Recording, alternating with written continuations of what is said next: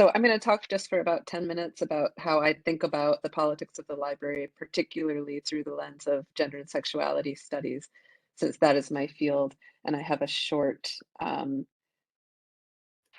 presentation that I'll share, that I will attempt to share. Okay. All right. So my experience in critical librarianship uh, comes, like I think often from my own experience as a person using a library. My first academic job was at Sarah Lawrence College, a small liberal arts college in New York, just north of the city. And uh, and I was a gay person, right? I'm a lesbian and out about that, and always interested in finding out more information about the history of uh, lesbian and queer life, and was shelving books in the library and found an autobiography of Christine Jorgensen, who was the first out trans woman in the history of the United States, made quite a splash, wrote a very famous best-selling memoir in the 1950s about her experience. And I was shelving the books and shelved the book in the R section, which is the section of the classification for materials related to psychology um, and psychological problems. And those, so that was down in the R's. There was a reissue of the Jorgensen autobiography that came out in the early 2000s that with a contextualizing, historicizing essay from a queer historian um, named Joanne Meyerowitz.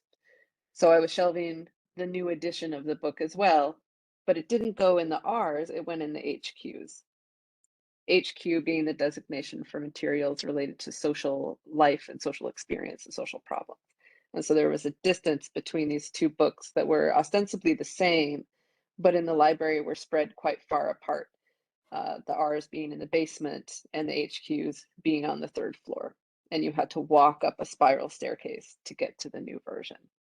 So what I tell that story because it's, I think, a good example of the ways that what we can understand as sort of social problems or analytic problems or theoretical problems in, say, gender studies or anthropology or other kinds of fields, in the discipline of librarianship, those are material problems, that it's physically difficult to traverse these sort of two sections and views of transgender experience.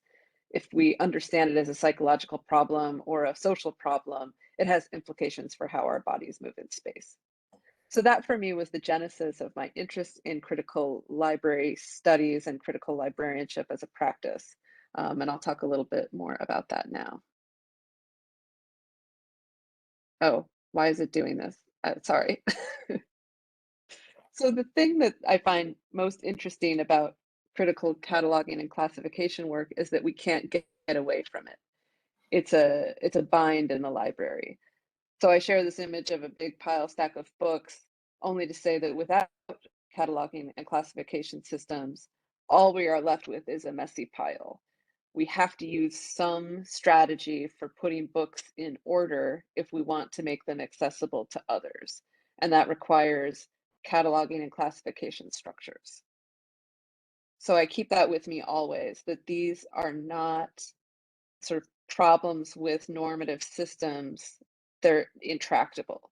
That norming is something that's essential in order for us to share effectively, to create worlds, social worlds where we're all welcome, where we can all find a way in. There have to be categories, and that's just a condition, I think, of coming into a social life with language and with each other. So what library scientists have done has been to do the work of organizing those things. So I don't know if people in the meeting remember card catalogs, if you ever worked with them. My first job in a library was as a work study student, as an undergraduate. I weeded the card catalog for subject and author tracings related to discarded books, right? So you used to have a physical card.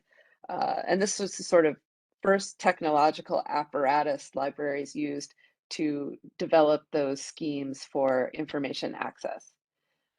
Another thing I find interesting about librarianship and why I think it's inextricable from a political conversation is that we see the rise of standard normative cataloging and classification systems at the same time we see the development of technologies that then would be sold to people.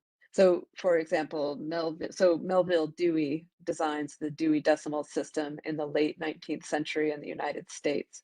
At the same time, he establishes the Library Bureau, which was a store or it was a company that sold the card catalog drawers, the cards you would put in them, the cases, right? And so it's also always about sort of consumption and buying and selling of things when we're in the library.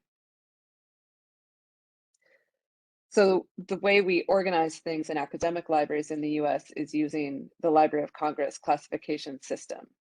And so as was shared in the beginning of this session, Sandy Berman and many others have drawn attention to the politics of this, the sort of ways that our cataloging and classification systems reflect dominant ideologies, dominant ways of seeing the world, normative ways of seeing the world. So when I think about how we deal with gender in the library, subclass HQ is where I spend all of my time. And we can see quite clearly, I think, the story that the classification system tells us about how sexuality is experienced, right? The entire subclass is the family, marriage, women. Women are a sort of special category. They're called out and named because of the crucial role that they play in the family, right? As if men have real lives and women have family lives. Under that falls sexual life. And you can see when we get to the HQ 70s, we begin to see deviations, bisexuality, homosexuality, transvestism, transsexualism, sadism, masochism, fetishism.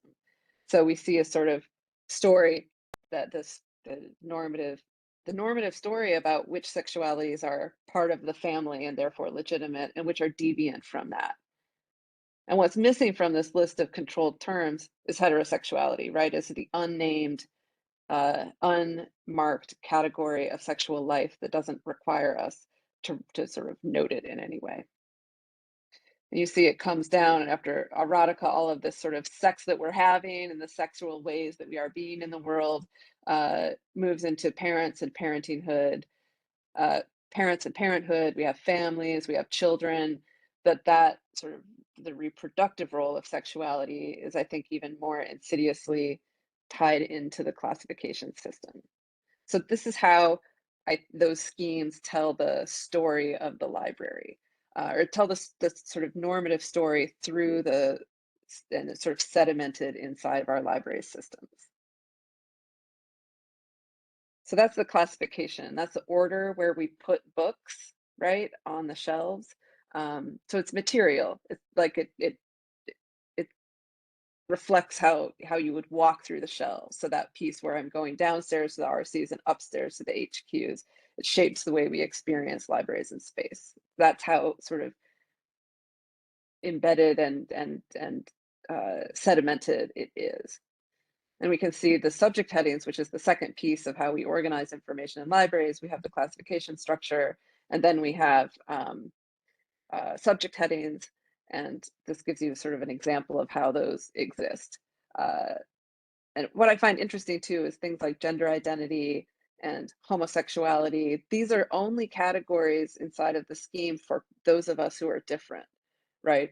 Gender identity doesn't refer to like me understanding myself as a cisgendered woman. It's always about marking the other and making them subject to research, where objects of research, where the norm sort of can sort of go along unnoted and unmasked. And so here's an example of how that plays out in a cataloging of a book. So this is a professor at my university, Tanisha Ford, wrote a book about Black women, style, and the global politics of soul. It's a great book. Pick it up, read it, but it tells a sort of interesting intersectional story that works about sort of Black women and their history that pushes against the white lens and the masculine lens that tells us how we should understand that kind of history. When that book arrives in the library, a cataloger has to make decisions about how they're going to describe it and how they're going to share it. And we can see how they've done that here. Minority women, women, comma, Black.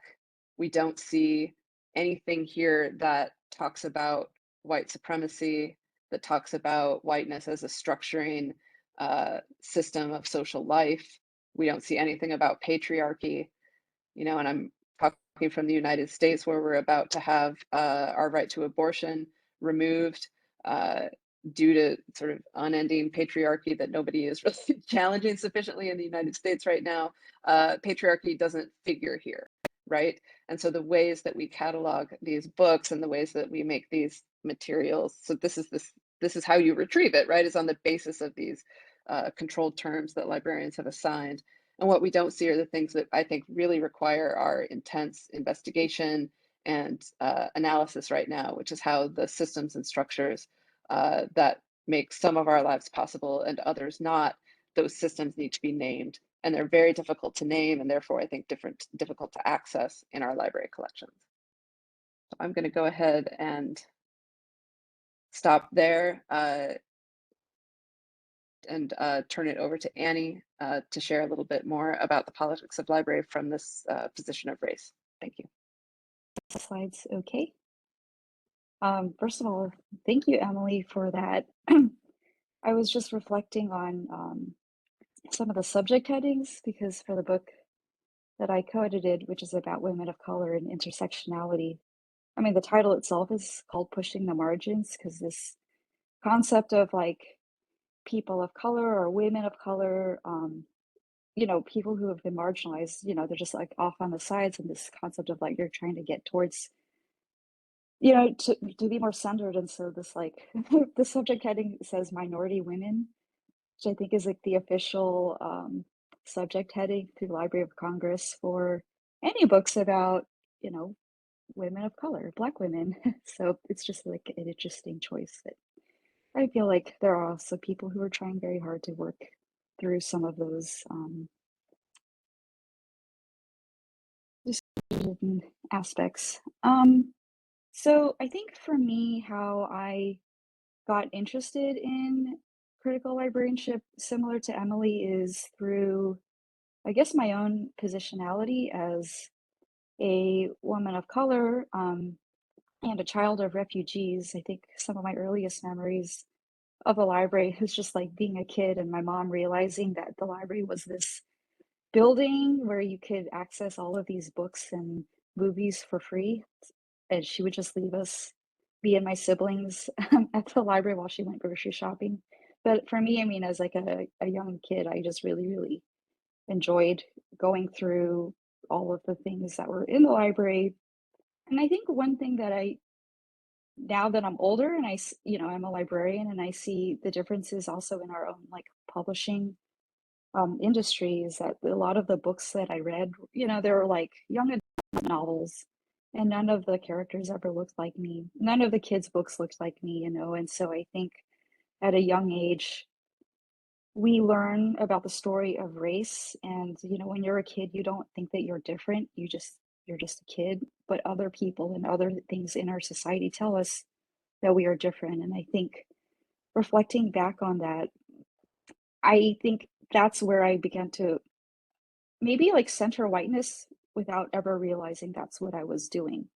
And so I think now as a adult, but also as a librarian, trying to think through ways to like really decenter that concept of whiteness, and also like highlight some of the, or work towards, you know, dismantling some of the inequities that we see reflected in our profession. So for me, I think sometimes it's important to also just make some definitions for what we're talking about here. So in terms of critical librarianship and, you know, this concept of social justice, so social justice refers to the reconstructing society in accordance to principles of equity, recognition, and inclusion.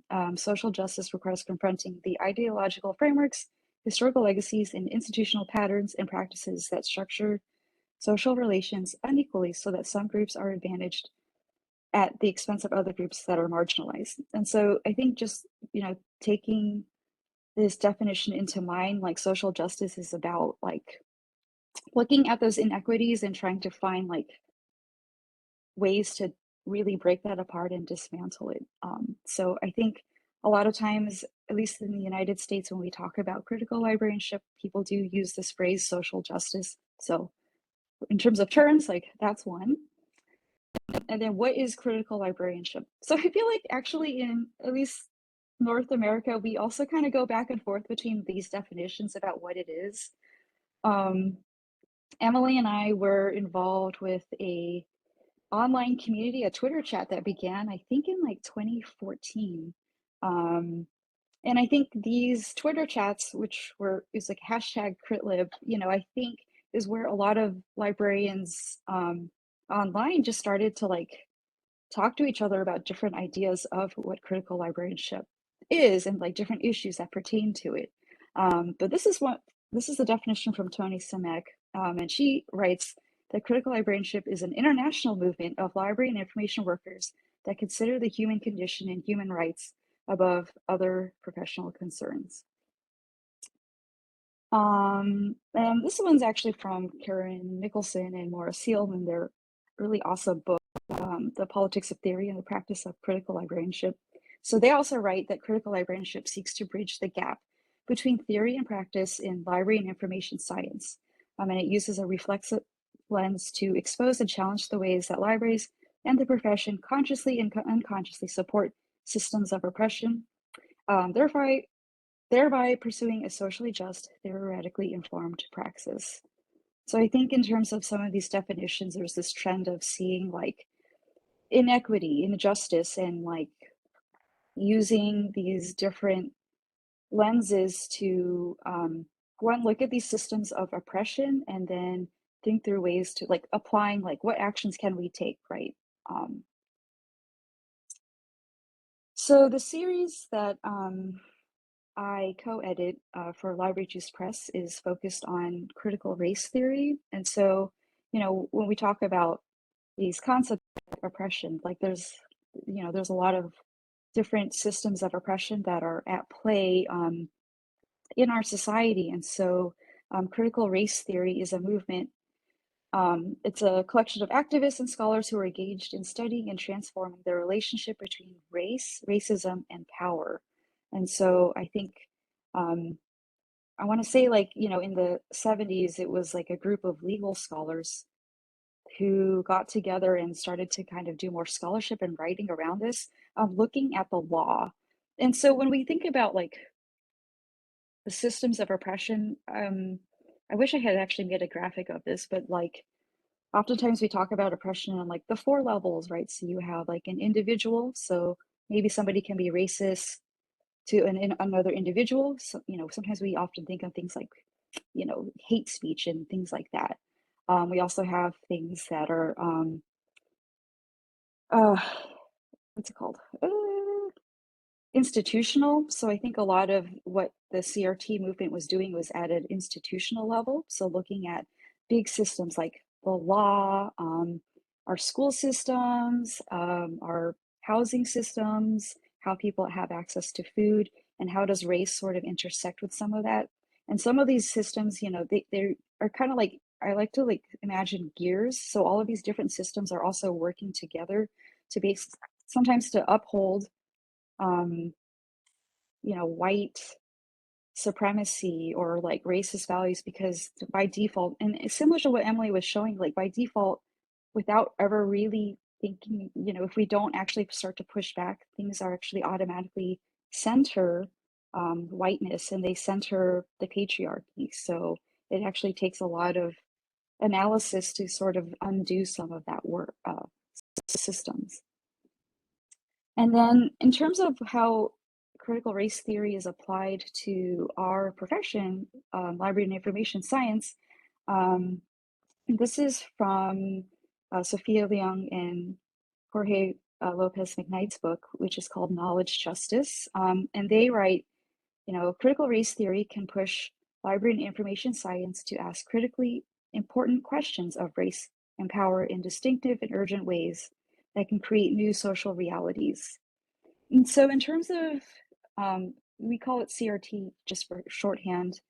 So this is often like applied in a lot of different ways really in the library. I think you can take it from a descriptive or looking at like what is represented or what is not, who is not represented in our collections, whether that be our book collections, our archives, special collections, whose histories are prioritized, whose histories are, promoted, those kinds of things. Like I think there are people who do work with critical race theory because I think you may find that a lot of times Black, Indigenous, and other people of color's narratives are not necessarily always reflected. And actually, one of the tenets of critical race theory is the power of counter storytelling and counter narrative. And I think just by doing things like centering the stories of other people of color, you begin to like dismantle some of that oppression. What else? And then I think too, another way that this has been applied is actually also looking at the experiences of people of color who work in libraries, especially at least in North America, in the United States and Canada. I think that's where I feel like a lot of the work that I have read and worked on, have been with other North Americans. Because I think, as Emily also mentioned, we have a lot of like historical legacies of racism in this country. And that's also, it trickles down and is reflected in libraries themselves. Like, even like 100 years ago, I wouldn't necessarily be able to be a librarian, right? Let alone walk into any library. So in terms of access and just the experiences of what it's like to work in this profession, there's a lot of work that needs to be done to also make this profession more equitable for other people of color.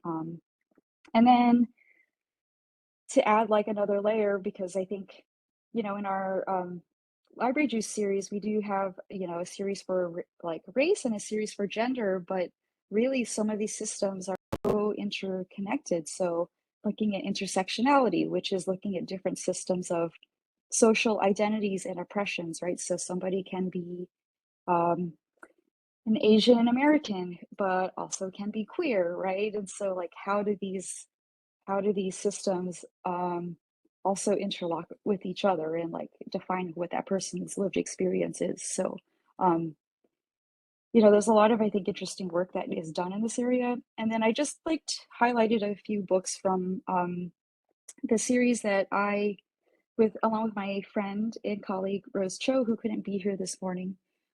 So just to give you more of a sense of how are people applying critical race theory to the profession of librarianship. So most recently, we published a book called Borders and Belonging, edited by Dr. Anna Nadamu.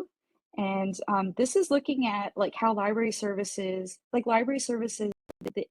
in immigrants in the United States, I think primarily.